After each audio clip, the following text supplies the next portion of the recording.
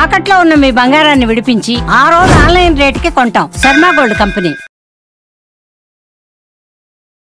నమస్కారం, సుమన్ టీవీకి స్వాగతం. మాఘమాసం వచ్చేస్తుంది. ఈ జనవరి 30వ తారీఖు నుంచి శ్యామల నవరాత్రులు అనేది ప్రారంభం కాబోతుంది. ఈ శ్యామల నవరాత్రుల్లోని ఆచరించవలసిన విధి విధానాలు ఏమిటి? సో అమ్మవారి పూజా కార్యక్రమాలు ఏ రకంగా చేసుకోవాలి, ఎటువంటి ప్రయోజనాలు ఉంటాయి ఈ పూజల వల్ల, ఈ విషయాలన్నీ కూడా తెలియజేసేందుకు మనతో పాటు ఉన్నారు ప్రముఖ జ్యోతిష శాస్త్ర నిపుణులు, శ్రీచక్రపీఠ వ్యవస్థాపకులు బ్రహ్మశ్రీ ప్రదీప్ జోషి గారు. గురుగారు నమస్కారం. శ్రీమాత్రే నమః. గురుగారు, శ్యామల నవరాత్రులు ప్రారంభం కాబోతున్నాయి. ఈ శ్యామల నవరాత్రుల్లోని ఎటువంటి పూజా కార్యక్రమాలు అవలంబించుకోవాలి, అమ్మవారిని ఎలా ఎటువంటి విధి విధానాలతోటి పూజ చేసుకోవాలి, దీనివల్ల ఎటువంటి ప్రయోజనాలు కూడా ఉంటాయి? శ్రీ గురుభ్యో నమః. శ్రీమాత్రే నమః. మాణిక్య వీణాం ఉబలాలయంతీం మదాలసా మంజుల వాగ్విలాసాం మాహేంద్ర నీలద్యుతి కోమలాంగీం మాతంగ కన్యాం మనసా స్మరామి. చతుర్భుజే చంద్రకళావతంసే కుచోన్నతే కుంకుమరాగశోణే పుండ్రేక్షు పాశాంకుశ పుష్పబాణహస్తే నమస్తే జగదేకమాతః. మాతా మరకతశ్యామ మాతంగీ మదశాలిని కుర్యాత్ కటాక్షం కళ్యాణి కటాక్షయతు కళ్యాణి కదంబ వనవాసిని. శ్రీమాత్రే నమః. మాతా మరకతశ్యామ. మాతా మరకతశ్యామ. మరకత అంటే అమ్మవారు ఎలా ఉంటారు మనకు తెలియాలి కదా. ఇప్పుడు శ్యామలా నవరాత్రుల్లోనూ మనం చేస్తున్నాం. శ్యామలా నవరాత్రులు అంటే ఏందో చెప్తాను. మొట్టమొదటిగా మనం ఇది చేసే ముందు అసలు అమ్మవారి యొక్క రూపాన్ని మనం తలుచుకోవాలి కదా. మరకత శ్యామ. మరకతం అంటే గరుడ పచ్చ, మీరు మెడలో వేసుకున్నారు కదా, అలాంటి రంగు, ఆకుపచ్చ రంగు. మాతా మరకత శ్యామ మాతంగీ మదశాలిని కటాక్షయతు కళ్యాణి కదంబ వనవాసిని. ఆ అమ్మవారు కదంబ వనములో ఉంటుందట. అలాంటి కదంబ వనములో ఉండేటువంటి అమ్మ అనుగ్రహం దొరకాలి అని అంటే సంవత్సరములో ఒకరోజు ఒకటి గుర్తుపెట్టుకోండి. ఈ ప్రపంచం మొత్తం నడవాలి అని అంటే మనకి 3 శక్తులు కావాలి. ఈ 3 శక్తుల మీదనే ప్రపంచం అంతా ఉంటుంది. ఏమిటి? ఇచ్ఛాశక్తి, క్రియాశక్తి, జ్ఞానశక్తి. ఇచ్ఛాశక్తి ఎవరు అంటే మహాలక్ష్మీదేవి, కోరిందల్లా ఇచ్చేస్తుంది ఆమె ప్రకృతి. క్రియాశక్తి ఎవరు? అన్నీ నడిపించాలి, పార్వతి అమ్మవారు, లలితా త్రిపుర సుందరి, మూల పరాశక్తి, ఆది పరాశక్తి. జ్ఞానశక్తి సరస్వతి అమ్మవారు. జ్ఞానము లేదు ఏం కోరుకుంటాం? ఏదైనా కోరుకోవాలంటే జ్ఞానం ఉండాలిగా. క్రియ పని చేయాలి, ఏ పని చేయాలన్నా జ్ఞానం ఉండాలిగా, మెజర్మెంట్స్ ఉండాలి, అన్నీ తెలియాలిగా. జ్ఞానం లేనిది ఏం చేయలేవు, శక్తి లేకపోతే ఏం చేయలేవు. ఈ 3 ఒకదానికి అనుసంధానం ఉంటుంది. ఇచ్ఛాశక్తి, క్రియాశక్తి, జ్ఞానశక్తి, ఇవి ట్రయాంగిల్. ఒకటి లేకపోతే ఒకటి ఉండదు. ఈ 3 ఉండాల్సిందే. ఈ 3 బేస్ మీదనే ఇచ్ఛాశక్తి లక్ష్మీ అమ్మవారు, శ్రీ మహావిష్ణువు అక్షయ తృతీయ. క్రియాశక్తి మహాశక్తి ఆదిపరాశక్తి అమ్మవారు ధనత్రయోదశి. జ్ఞానశక్తి వసంత పంచమి సరస్వతిదేవి అమ్మవారు. కాబట్టి ఈ 3 ప్రతి సంవత్సరములో ఈ 3 చాలా కీలకమైనటువంటి పండుగలు, పర్వదినాలు.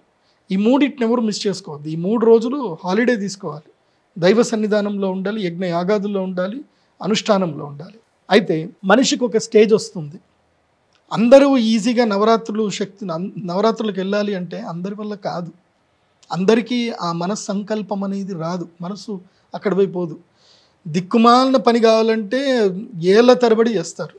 ఒక కథ ఉందన్నమాట. ఒక ఇంట్లో బ్రాహ్మణ పిల్లవాడు ఉన్నాడు. ఆ ఇంట్లో వాళ్ళ పిల్లవాడు పుట్టిన తర్వాత వాళ్ళ నాన్న ఏమన్నా అంటే, ఒరే నువ్వు రోజు శాలిగ్రామకు పూజ చేయరా బాగుంటుందిరా అని అంటే, రోజు శాలిగ్రామ పూజ చేస్తూ ఉన్నాడు, రోజు దైవ పూజ చేస్తూ ఉన్నాడు, అన్నీ చేస్తూ ఉన్నాడు. వాడికి ఏదో నచ్చలే. స్కూల్కి పోయాడు. స్కూల్లో వెళ్ళేసరికి ఏదో పోయాడు ఒక స్కూల్ అలలుయకి పోయాడు. పోగానే అక్కడ చూడేసరికి మోడ్రన్ గీడ్రన్ అన్నీ మంచిగా అనిపించేసి, ఇదేంది మనం పూజలు చేసేది లేదు, ఇంకా అయిపోయింది. మొత్తం మెల్లిగా డైవర్ట్ అయిపోయాడు ఆ పిల్లాడు. డైవర్ట్ అయిపోయి నేను మోడ్రన్లోకి వెళ్తాను, ఈ పౌరోహిత్యము, ఈ దైవారాధన ఇవేవి నాకు వద్దు అని చెప్పేసి అనుకున్నాడు. అంత అయిపోయిన తర్వాత వీడు స్కూల్లో జాయిన్ అయ్యాడు, మంచి ఉద్యోగం వచ్చింది, అంత అయ్యింది. వీడు ఎంత కష్టపడి ఏమి పని చేసినా ఇది జరిగింది. వీడి తమ్ముడు ఉన్నాడు, వాళ్ళ నాన్న చెప్పినట్టు వాడు చక్కగా అమ్మవారి ఉపాసన చేస్తూ రోజు అమ్మవారికి అభిషేకం చేస్తూ అనుష్ఠానంలో మునిగిపోయాడు. ఇద్దరికి 60 ఏళ్ళు వచ్చాయి. 60 ఏళ్ళు వచ్చేసరికి వీడి దగ్గర దైవశక్తి ఉంది, వీడి దగ్గర డబ్బు ఉంది. పెద్దోడి దగ్గర డబ్బు ఉంది, వీడి దగ్గర దైవశక్తి ఉంది. పెద్దోడి దగ్గర ఆరోగ్యం పోయింది, ఆరోగ్యం లేదు. వీడి దగ్గర చిన్నోడి దగ్గర ఆరోగ్యం ఉంది, దైవశక్తి ఉంది. వీడు కూడా ఆల్మోస్ట్ అంతే సంపాదించాడు. కానీ వీడి సంపాదనకి ఈక్వల్లీ చూస్తే ఒక 50% డిఫరెన్స్ ఉంది. కానీ దీంట్లో అదృష్టవంతుడు ఎవరు? చిన్నోడు. అమ్మ ఉపాసన చేశాడు. డబ్బు నువ్వు ఎప్పుడైనా సంపాదించుకోగలుగుతావు, కానీ శక్తి సంపాదించుకోలేవు. ఇప్పుడు అదేదో ఇంత ఉద్యోగం చేసేవాడికే పిల్లనిస్తాడు అన్నట. ఎవరి దగ్గరనో 50 ఎకరాల పొలం ఉందట. పొలం ఉంటే ఏంది, వ్యవసాయం చేస్తే నీకు ఇయ్యను అన్నట. వీడు ఉద్యోగం అంతా చేసి చేసి చేసి ఆఖరికి వీడి జీవితకాలంలో 10 ఎకరాల పొలం ఉన్నాయట. అప్పుడు ఆవిడ నమ్మిందట పెళ్ళాం, నీ బొంద, నేను అప్పుడే పెళ్లి చేసుకున్నట్టు నాకు 50 ఎకరాలు కాస్త ఈ 100 ఎకరాలు అయ్యేటి. నువ్వు జీవితకాలం కష్టపడి నన్ను సుఖపెట్టింది లేదు, బొంద లేదు, మళ్ళీ పోయి 10 ఎకరాలు కొన్నావు చీ అని వాళ్ళ నాన్న తిట్టిందట అమ్మాయి. అట్లుంది పరిస్థితి. నేను అందుకే ఏం చెప్తాను అంటే, జీవితకాలములో ప్రతి సంవత్సరం ఒక నవరాత్రి దీక్ష చేయాల్సింది. ఎవరైనా సరే ఒక్క నవరాత్రి దీక్ష పట్టుకోండి. 4 నవరాత్రులు ఉంటాయి మనకి. ప్రతి సంవత్సరంలో 4 నవరాత్రులు ఉంటాయి. ఉత్తరాయణంలో వచ్చేటువంటి నవరాత్రి చాలా శ్రేష్టమైంది మాఘ నవరాత్రులు. వీటిని ఏమంటారు? శ్యామల నవరాత్రులు అంటారు. ఏంటి? ఉత్తరాయణం కంటే ఏంటి? ఆదాన కాలము. అంటే దైవము మీ యొక్క నెగిటివ్ మొత్తం తీసేసుకుంటుంది. అంటే అందుకే ఇప్పుడు శిశిర ఋతువులో వస్తుంది. శిశిర ఋతువు దేనికి సూచన? మీరు ఇప్పుడు ట్రైన్లో కానీ బస్సులో కానీ ఎక్కడికైనా వెళ్ళండి, ఇప్పుడు మొత్తం ఆకులన్నీ రాలిపోయి కనిపిస్తాయి మీకు. అడవి మొత్తం బోసిపోతుంది. అంటే ప్రకృతి ఏం చేస్తుందంటే కొత్త రూపాన్ని సంతరించుకోవడానికి పాత దాన్ని మొత్తం వదిలేసుకుంటుంది ప్రకృతి. మనం వదిలేసుకోం. మనము 10 ఏళ్ల క్రితము మన స్కూల్ బ్యాగ్లో కంపాక్స్ కొట్టేసేటోడిని కూడా ఇప్పటికి గుర్తుపెట్టుకుంటాం. మనం వాడికి క్షమించాం, వాడిని మర్చిపోం.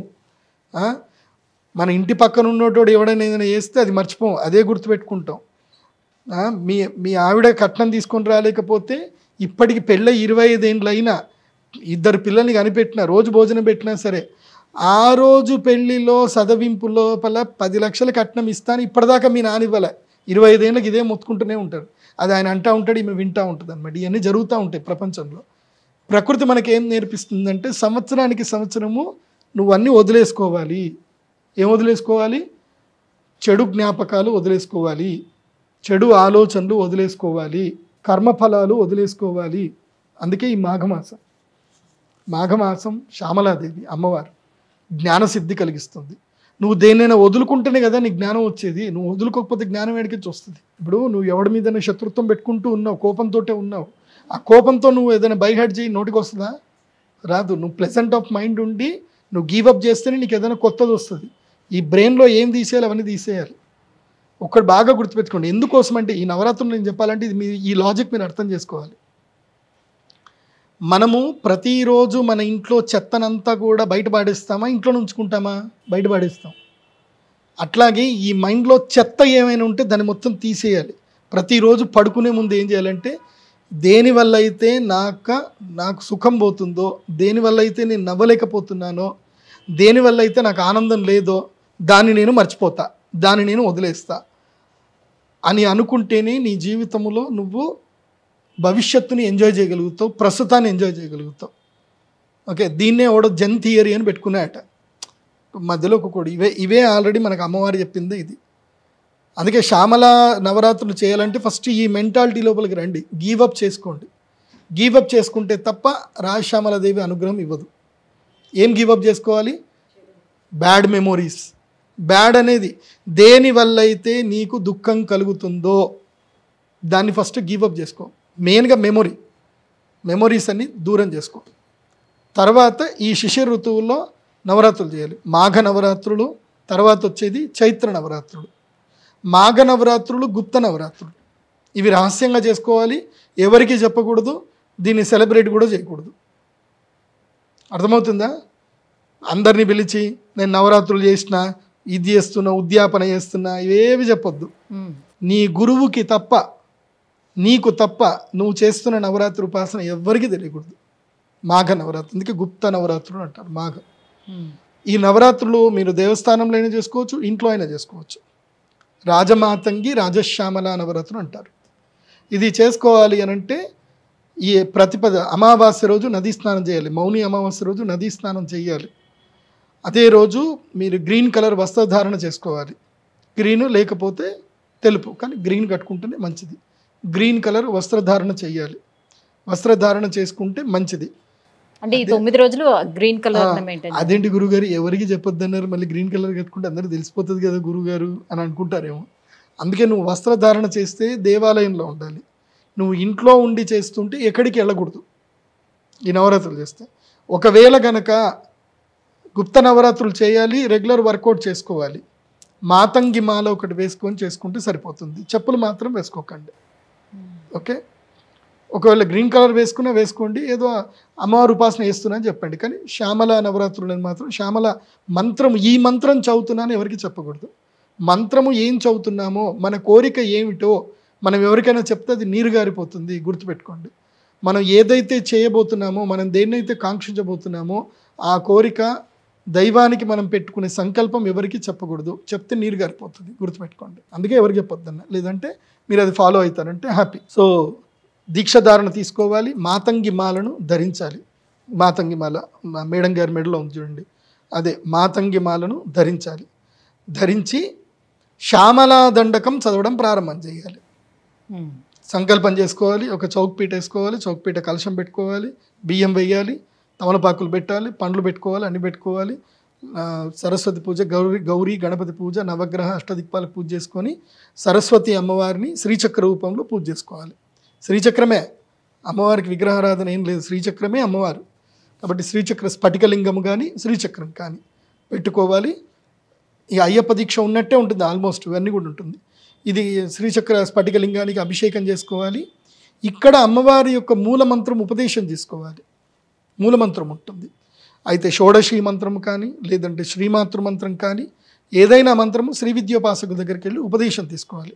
ఆ మంత్రం మాత్రం నేను మీడియా మూలకంగా చెప్పను. మీరు కావాలంటే శ్రీచక్ర పీఠం రండి, మంత్రోపదేశం తీసుకోండి.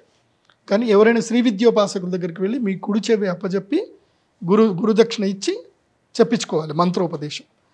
చెప్పించుకున్నాక చిన్న శ్రీచక్రం బిళ్ళ ఉంటుంది, ఒక శ్రీచక్రం బిళ్ళ లేదంటే శ్రీచక్ర స్ఫటికలింగాన్ని కానీ పెట్టుకోవాలి. పెట్టుకొని రోజు ఉదయాన్నే లేచి సంకల్పం చేసుకొని అభిషేకం చేయాలి.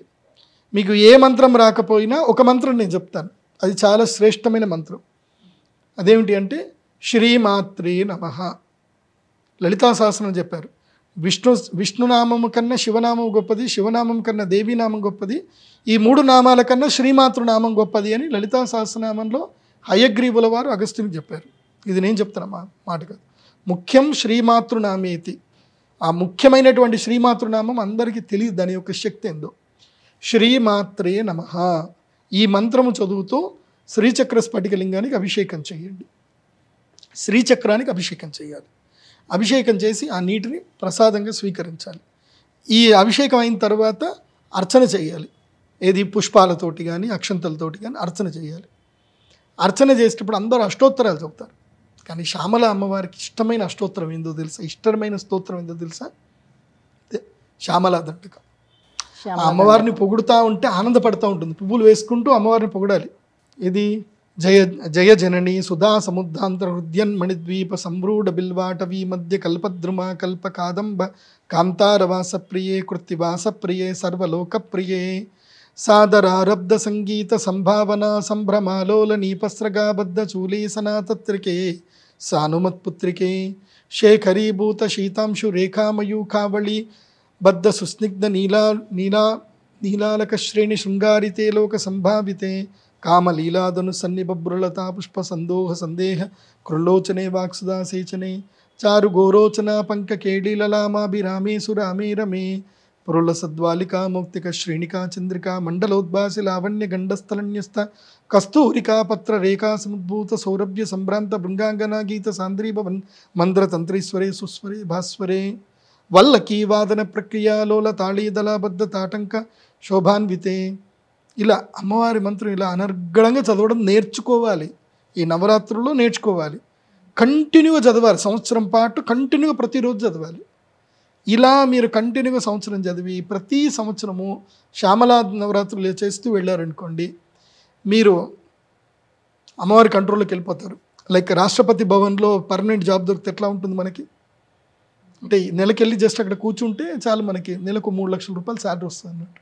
3 లక్షలు కాదు, ఈ అమ్మవారి దగ్గర అయితే 1 కోటి రూపాయలు కాదు, 100 కోట్ల శాలరీ వస్తుంది. అమ్మవారు ఇచ్చేస్తుంది, ఎప్పటికీ జన్మాంతరాలకు ఇస్తుంది. ఈ ఒక్క జన్మ కాదురా నాయన, నువ్వు శ్యామలా నవరాత్రులు కనుక కరెక్ట్ చేస్తే జన్మాంతరాలకు నీకు అమ్మ అండర్ కంట్రోల్లో ఉంటావు. అమ్మ నిన్ను ఎక్కడ పెట్టాలో అక్కడ పెడుతుంది. ఎందుకోసమంటే ఆమె రాజశ్యామలాదేవి మంత్రిని.